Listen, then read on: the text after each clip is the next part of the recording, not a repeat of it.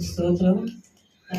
ஒரு 3 வருஷத்துக்கு முன்னால் எங்கள் சர்ச்சில் நாங்கள் போய் ஒரு 12-13 வருஷம் போயின்னு இருந்தோம். ஒரு சர்ச்சில் எங்கள் பாஸ்டர் ஒரு 45 வயசு இருக்கும். கொரோனாவில் அவர் இறந்துட்டார் 3 வருஷத்துக்கு முன்னால்.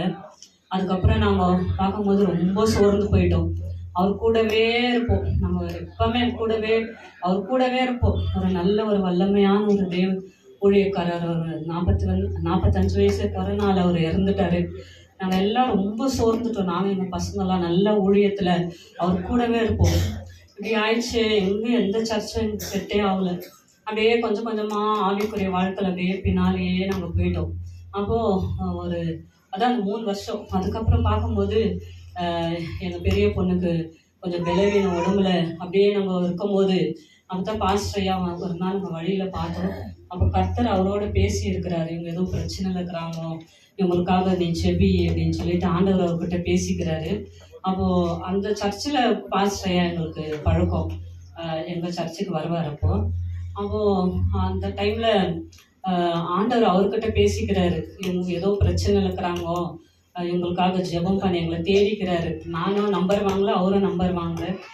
ரோட்டில் ஒரு வாட்டி பேசும்போது அதுக்கப்புறம் தான் நாங்கள் இந்த சர்ச்சுக்கு வந்தோம். ஜெபம் பண்ணார். ஃபஸ்ட்டு வரும்போதே ஒரு நல்ல சுகம். எங்கள் மகளுக்கு ரொம்ப போராட்டத்தில் பலவீனத்தில் பெரிய பொண்ணுக்கு ஆண்டவர் நல்ல சுகத்தை கொடுத்தாரு. நம்ம கண்டினியூஸாக வந்துனே அற்புத சுகம்.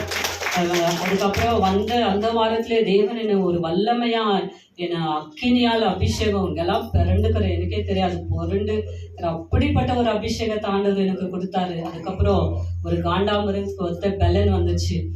எப்போ பாரு உக்காந்துனே சோர்வாக்கும். 3 வருஷம் அப்படியே உட்காந்து இருந்திருக்கிறேன் நான். எனக்கு யூட்ரஸ் ப்ராப்ளம் இருந்துச்சு, அப்புறமா அர்னியா இருந்துச்சு. அப்படியே உக்காந்துட்டு நான் ஏஞ்சி எதுவுமே செய்ய மாட்டேன். எங்கள் பசங்க தான் செய்வாங்க. அப்படியே உக்காந்துட்டேன் 3 வருஷமா. இங்கே வந்து நான் ஜெபம் பண்ண பிறகு, பாஸ்டரையா ஜெபம் பண்ண பிறகு எனக்கு ஒரு காண்டாமிருகத்துக்கு ஒருத்த பலன் வந்துச்சு. இப்போ துரு ஓடினே கஷ்டப்பிடிச்சி இழுப்பாங்கம்மா, எதோ ஓடுற, கையிலேயே பிடிக்க முடியாது, மேலத்துக்கும் கீழத்துக்கும் அவ்வளோ ஒரு பலன் ஆண்டவர் எனக்கு கொடுத்தாரு, அபிஷேகிச்சாரு.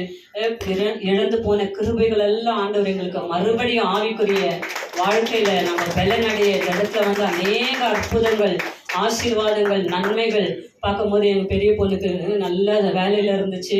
உடம்பு செல்லாததுனால வேலைலாம் போச்சு, செய்ய முடியல.